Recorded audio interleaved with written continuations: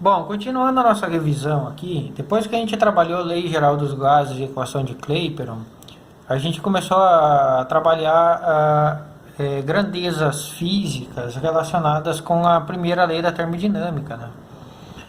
Então, logo depois disso, a gente começou a trabalhar, por exemplo, a determinar o trabalho que era realizado lá num ciclo fechado, por exemplo, por um gás, né?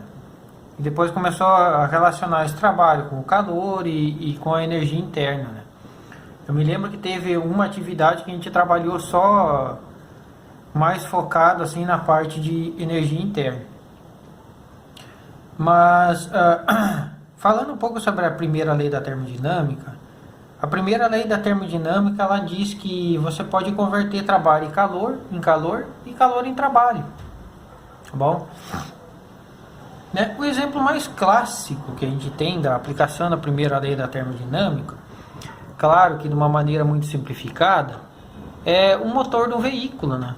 O motor de um veículo lá, você está convertendo o calor gerado lá pela explosão, né, da mistura ar mais combustível. Essa explosão gera calor e esse calor é convertido em trabalho, né, para movimentar o veículo, tá bom? Então o exemplo mais clássico da primeira lei da termodinâmica é o próprio funcionamento do motor de um veicular, né? Você tem transformação de calor. Então vejam bem, esse termo de energia interna aqui, a gente pode analisar ele em duas situações aqui para que vocês entendam o que é esse termo, né? Numa primeira situação aqui, o simples fato de você esfregar as mãos faz com que a temperatura da tua mão aumente, né? Quando você está esfregando as mãos aqui, a temperatura está aumentando. Se você fizer esse processo muito rápido, não vai ter tempo do teu sistema, aqui no caso as tuas duas mãos, trocar calor com o meio externo. Ok? Então a gente pode dizer que a troca de calor, o Q aqui vai ser igual a zero. E se a gente aplicar isso aqui na primeira lei da termodinâmica, eu fico com zero igual a trabalho mais a energia interna, tá bom? O trabalho ele pode ser representado por W, né, lá do inglês que significa work, ou pode ser representado por essa letra grega aqui que é o tal, tá bom? Ambos significam a mesma coisa. Na maioria dos trabalhos eu trabalhei com tal, mas aqui eu coloquei o W, acabei esquecendo, tá bom? Mas a representação física é a mesma. Então o teu sistema aqui, as tuas mãos, elas não trocaram calor com o meio externo. Significa que o Q é igual a zero, então a gente vai ficar com trabalho mais a energia interna vai ser igual a zero, né? Ou o trabalho aqui vai ser igual a menos a energia interna. Significa que você converteu o trabalho mecânico aqui movimentando as tuas mãos em energia interna para o sistema. Você forneceu energia interna para o sistema realizando o trabalho.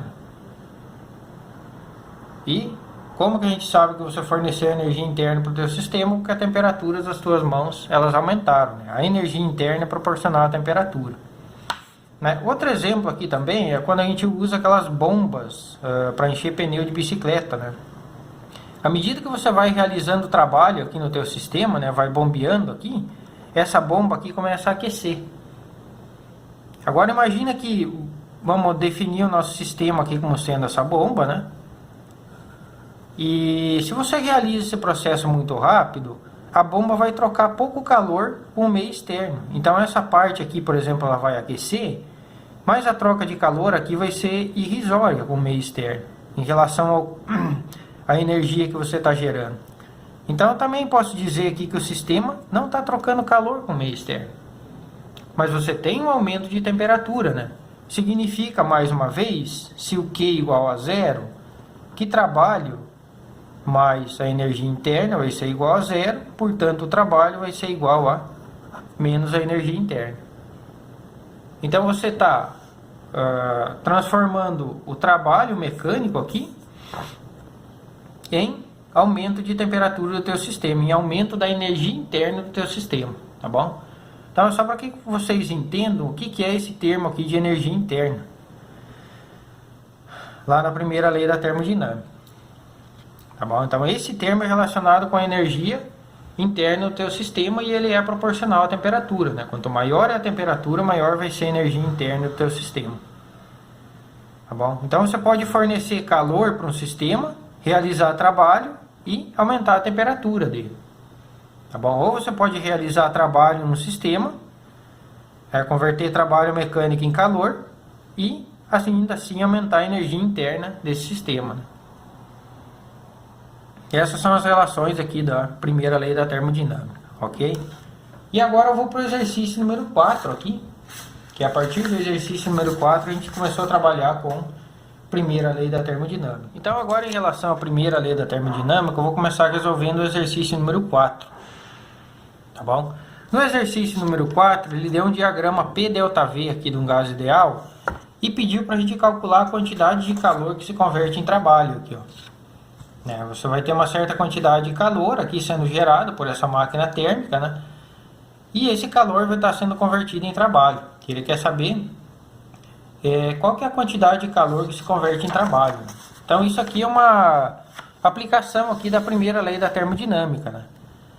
Calor mais o trabalho, quer dizer, calor vai ser igual a trabalho mais a energia interna aqui do nosso sistema.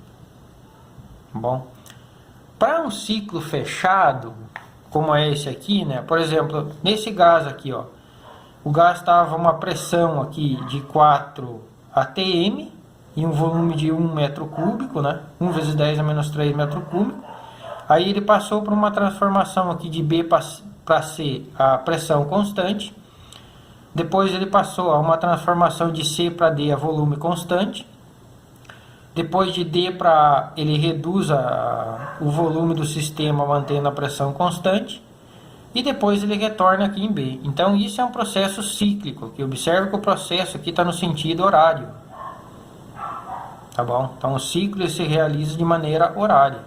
Quando o ciclo está se realizando de maneira horária, significa que você tem conversão de calor em trabalho.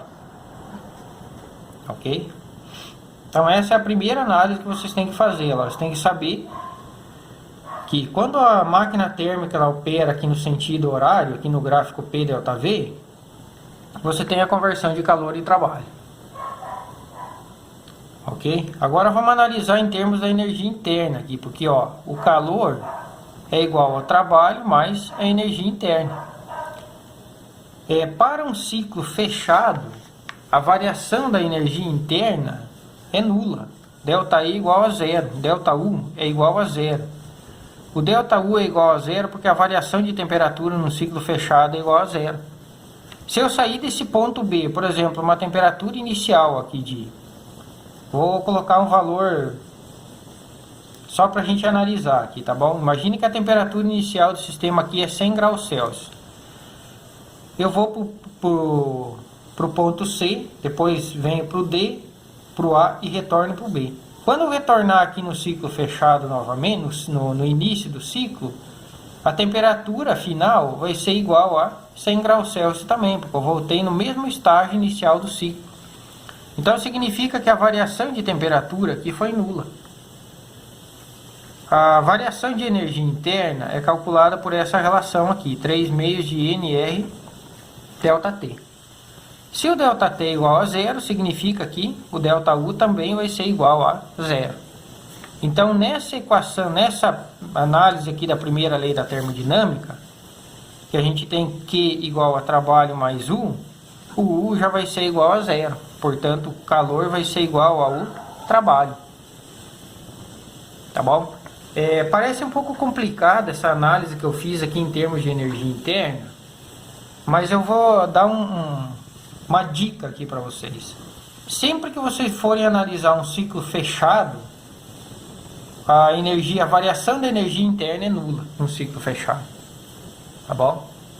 Então vocês já sabem que todo o calor que está sendo gerado lá está sendo convertido em trabalho para o teu sistema. Ou vice-versa, o trabalho que você está realizando está sendo convertido em calor. Tá bom? Então sempre que vocês estiverem analisando um ciclo fechado, você já sabe que o ΔU vai ser igual a zero. Ok? Então eu sei que todo o calor que é gerado é convertido em trabalho aqui nesse caso. Quer dizer, eu estou gerando calor no meu sistema e esse calor está sendo convertido em trabalho. Quando você tem um diagrama P delta V, para você calcular o trabalho é muito simples. É só você calcular a área desse gráfico aqui, ó. É a famosa área abaixo da curva, tá bom? O trabalho é igual a área aqui dessa, no caso aqui desse retângulo, tá bom? Então agora é só a gente calcular a área aqui dessa região, tá bom? Se a gente pegar aqui, ó, por exemplo, o trabalho então vai ser igual a, no caso aqui da pressão, 4 menos 1, 3, né? E tem que usar o valor aqui do eixo, né? 3 vezes 10 a quinta. Newton por metro quadrado é o Pascal, que é a unidade de medida de pressão. E aqui a variação de volume, 5 menos 1 foi 4.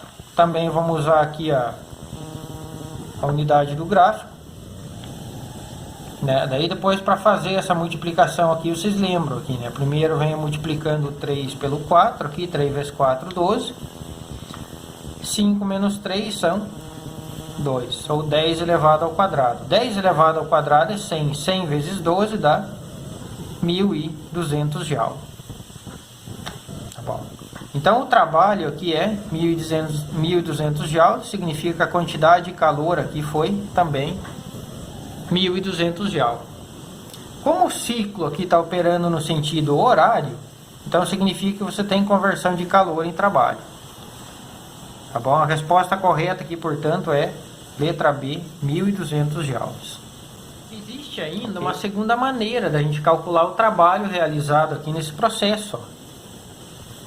Por exemplo, eu posso calcular o trabalho realizado de B para C aqui, depois de C para D, depois de D para A e depois de A para B, fazendo o ciclo fechado aqui. Ó. Então, por exemplo, quando eu saio de B para C, o trabalho de B até C, ele é realizado a pressão constante. Então, para você calcular o trabalho, você pega a pressão, que aqui no caso vai ser 4 vezes 10 a quinta, e multiplica pela variação de volume. Então, aqui ele saiu de 1 para 5. 5 menos 1 são 4, vezes 10A, menos 3. Então, ó, o trabalho de B para C vai ser igual a 16. 5 menos 3 são 2, 10 elevado ao quadrado é 100. Então, isso aqui dá 1.600 joules. O trabalho realizado de C até D é nulo, porque eu não tive variação de volume aqui no meu sistema. Então, se por exemplo o gás aqui, ele estava num volume inicial aqui no caso aqui de 5 vezes 10 a menos 3 metros cúbicos, quando ele chegou em D aqui, ele não teve variação de volume. Ele apresentou o mesmo volume. Ele teve uma redução de pressão, né? E essa redução de pressão é relacionada com a variação de temperatura, mas o volume do sistema não variou. Então, nesse caso aqui, o trabalho é igual a 0. Quando eu saio de D para A, eu posso calcular o trabalho também. Ó. O trabalho de D para A vai ser mais uma vez realizada a pressão constante. A pressão aqui vale 1 vezes 10 a quinta. E a variação do volume aqui, o ΔV, ela é negativa. Porque é o volume final, que é 1, menos o volume inicial, que é 5. Então isso aqui é menos 4 vezes 10 a menos 3.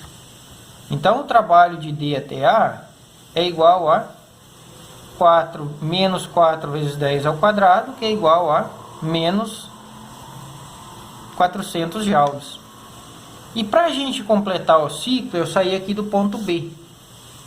Para a gente completar o ciclo, ó, saí de B para C, de C para D, de D para A, e agora eu vou sair de A até B, para fechar um ciclo completo. De A para B, eu também não tenho variação de volume. Se eu não tenho variação de volume, o trabalho de A até B é igual a 0. E agora, para a gente calcular o trabalho total realizado aqui nesse sistema, eu vou fazer aqui do lado, é só somar esses 4 termos aqui, ó.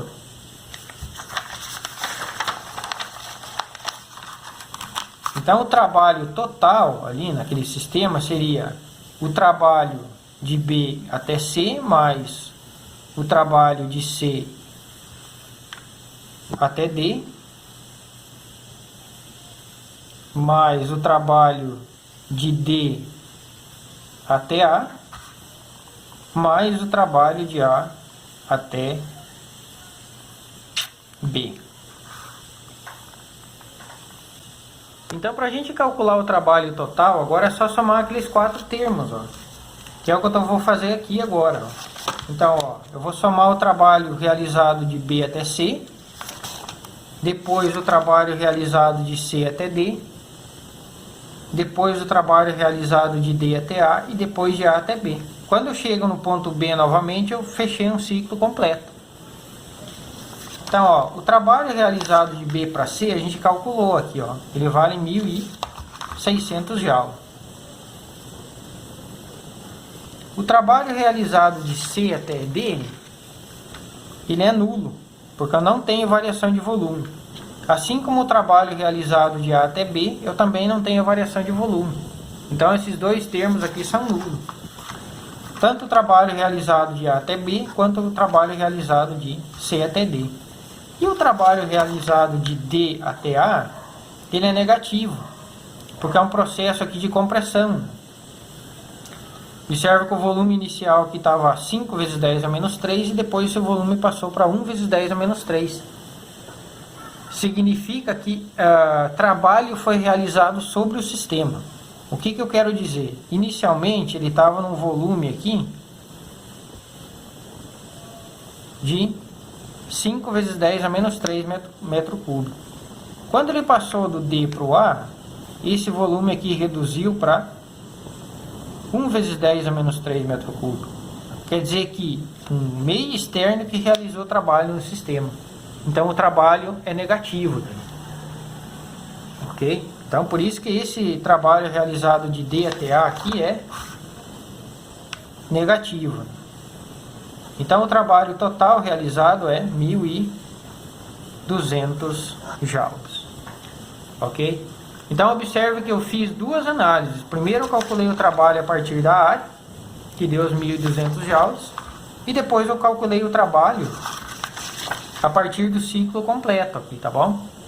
Em ambos os casos tem que chegar sempre no mesmo valor. Tá bom? Então foi abordagens diferentes que eu tentei usar para determinar o trabalho. Ok? E agora vamos para o exercício número 5 aqui. O exercício número 5 ele fala assim, ó, uma certa quantidade de gás ideal realiza o ciclo fechado ABCDA. Então ele sai do ponto A e retorna no ponto A, que é um ciclo fechado, representado na figura. E aí ele pediu para a gente analisar se as afirmativas são verdadeiras ou falsas. Primeira afirmativa. No percurso de A até B, o trabalho realizado pelo gás é 400 joules. É só analisar aqui, ó. De A até B, o trabalho foi realizado a pressão constante. Então o trabalho aqui pode ser calculado por P vezes ΔV. Ok? Nesse caso aqui, a pressão foi mantida constante e vale 4 vezes 10 ao quadrado.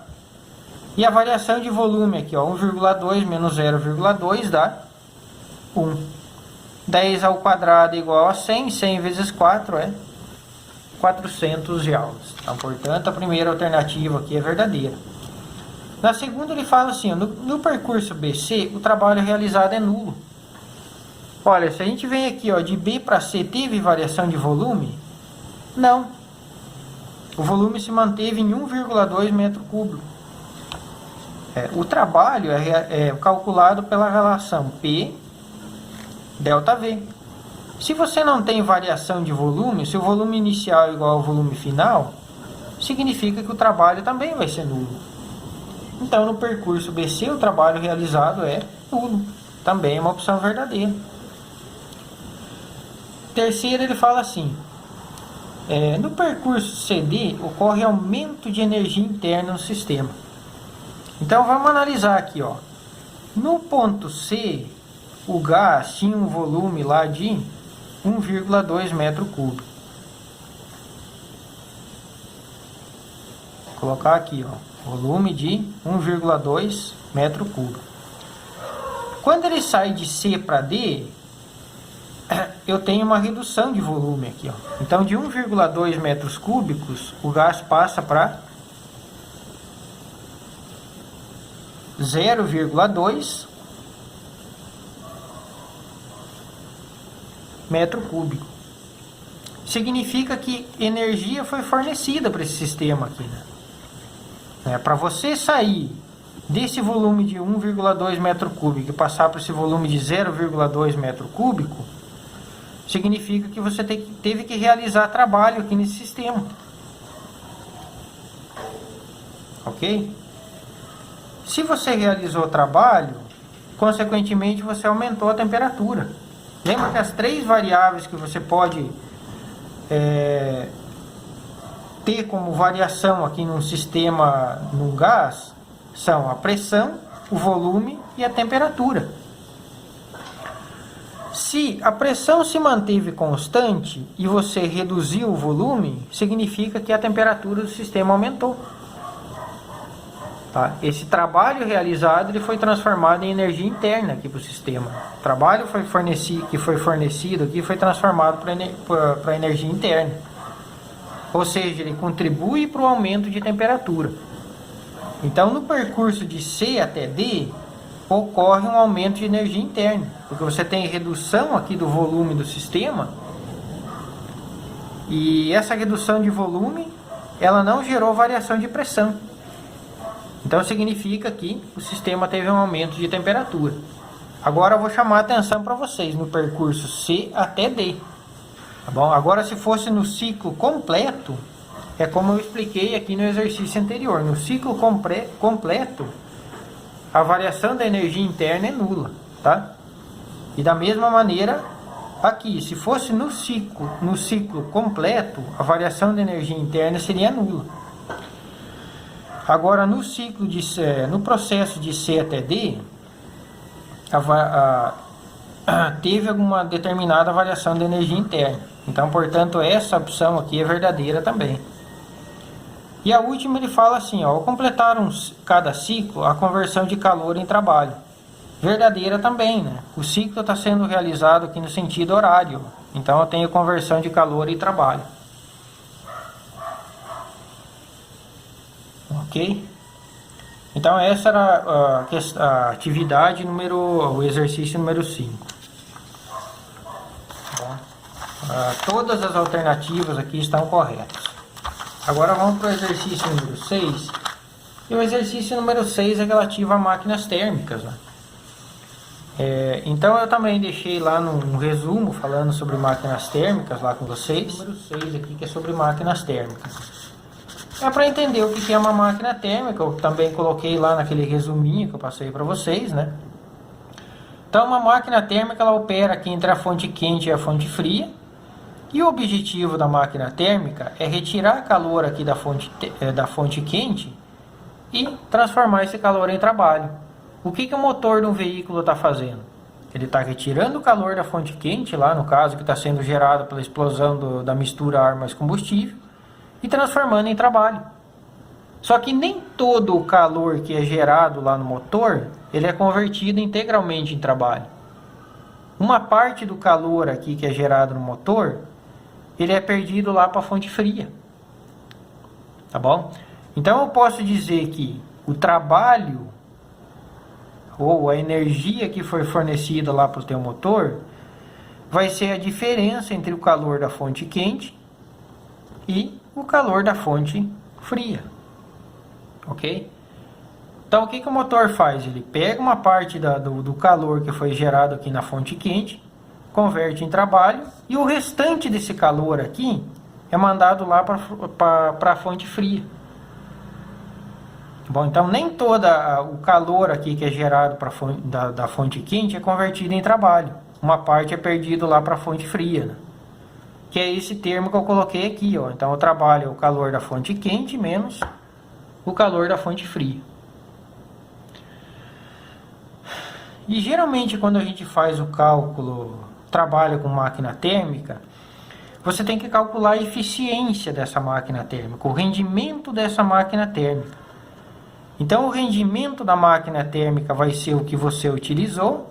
Nesse caso aqui o trabalho que a gente utilizou aqui para fazer, digamos, o movimento dessa máquina, no caso de um carro, por exemplo, né, fazer o movimento do veículo ali, né, dividido pela quantidade de calor total, pela energia total que você forneceu para o teu sistema, que é, nesse caso aqui, o calor da fonte quente.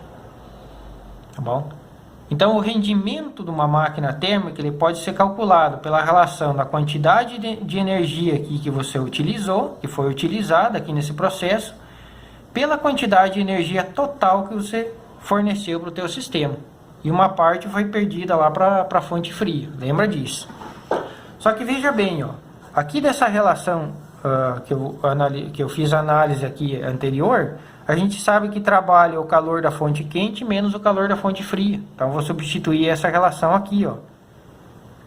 Calor da fonte quente menos calor da fonte fria dividido pelo calor da fonte quente.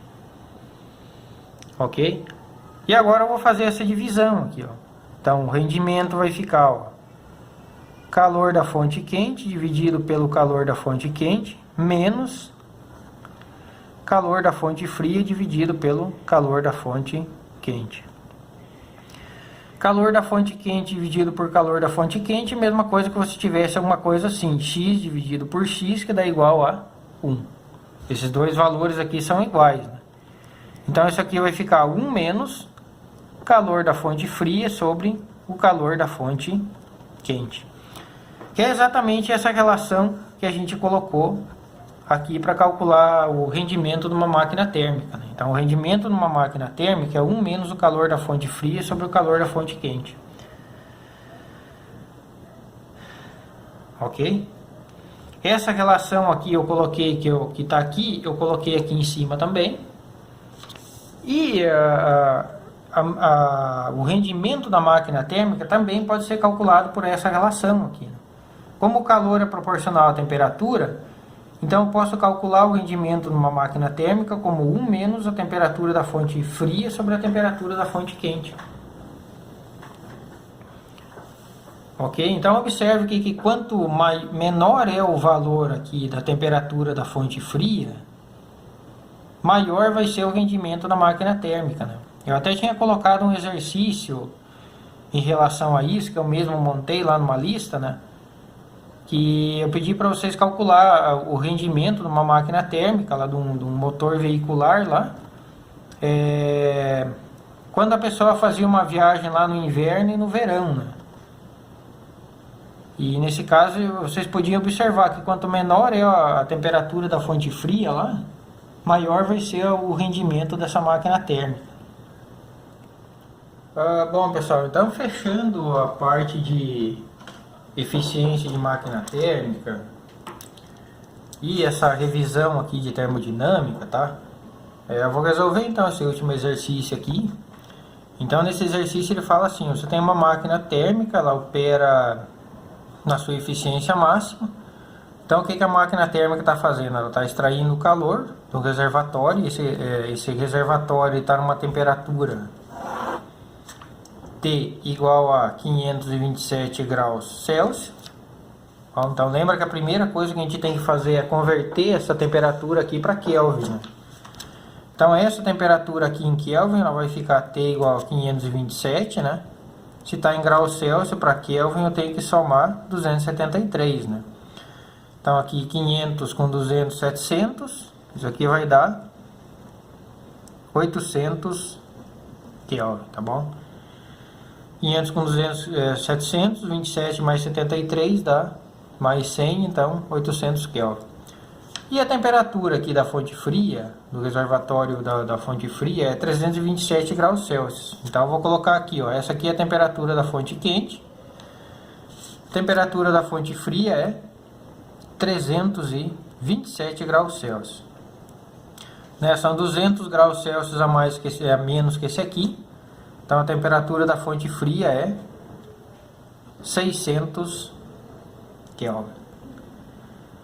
Aí, com esses dois valores aqui, a gente já consegue calcular a eficiência dessa máquina térmica, o rendimento dela.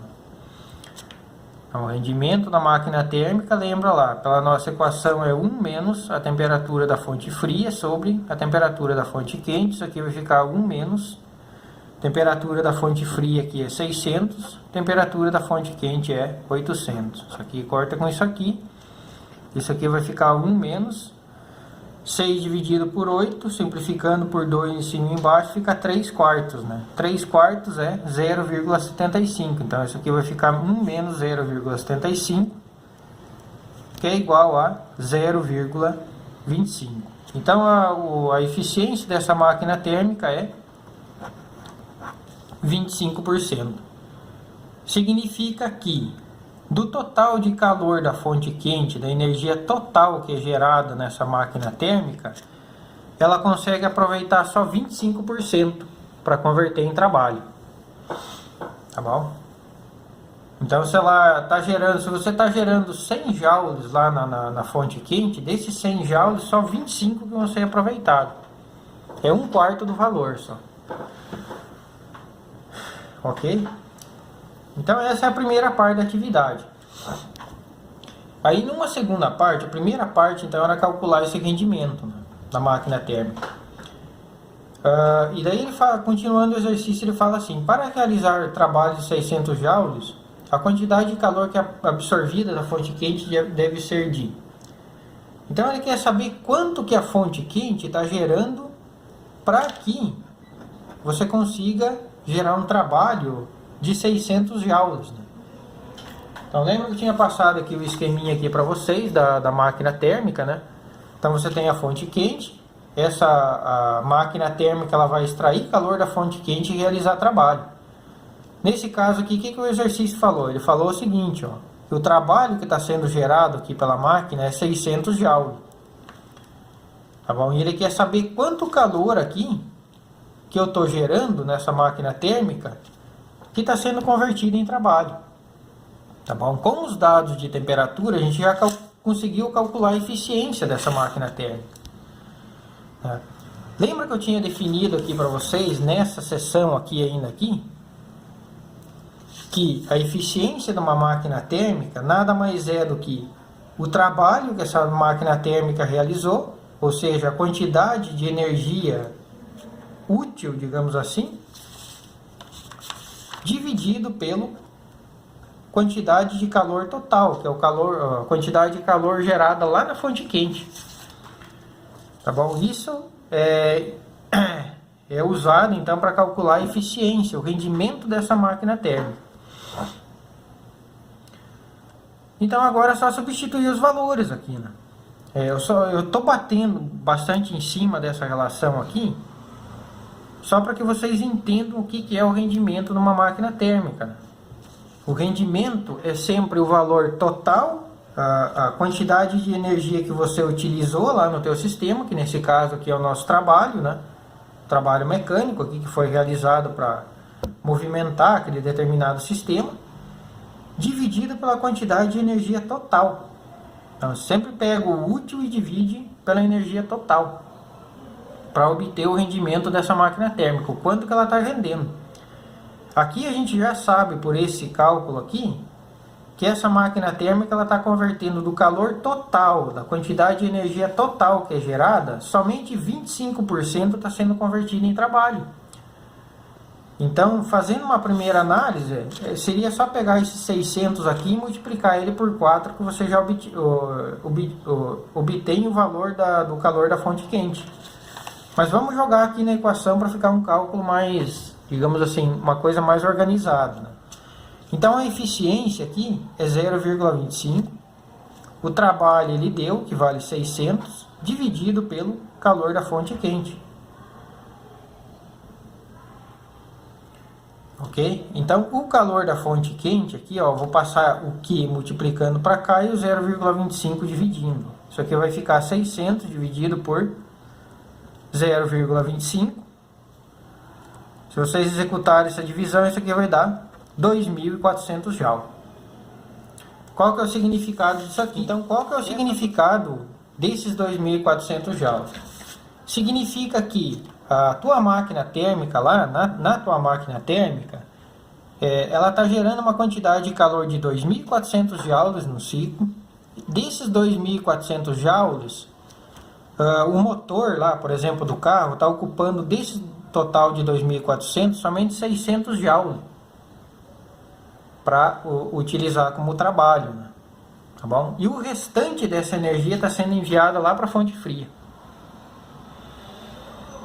Tá bom? Então, ele gera 2.400 joules, desses 2.400, 600 são convertidos em trabalho mecânico, e os outros 8.800 são mandados lá para fonte fria.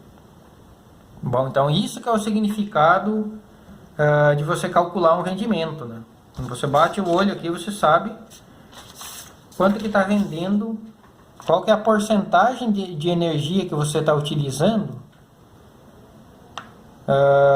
do calor total que é gerado lá na tua máquina térmica. Ok? Bom, então a revisão aqui está finalizada, né? Eu acabei deixando até o gabarito aqui para vocês, mas não tem problema, porque a ideia era só fazer uma revisão aqui da avaliação, tá bom? Para avaliação, né? A avaliação vai ser muito baseada aqui nos exercícios que eu acabei explicando aqui para vocês, né? E também vai ser muito baseada nas listas de atividades que a gente foi resolvendo aí durante esses dias, esse trimestre aí. Tá bom? Então, uma boa prova para todos, né? Faço com calma, com cuidado, né? E o que eu vou pedir para vocês é que vocês acompanhem as videoaulas, tá? Eu tenho percebido que tem muita gente que está entrando lá no site e fazendo de qualquer jeito as atividades. Então, acompanhe a videoaula, tenta resolver o exercício, né? Lembre que vocês têm 2 aulas de física semanal. Então, são quase 2 horas que você teria que dedicar para a minha disciplina, no mínimo, né? Então, tira 1 hora para você acompanhar a videoaula, mais 1 hora para você resolver a lista de exercício. Não faz tudo de qualquer jeito, tá?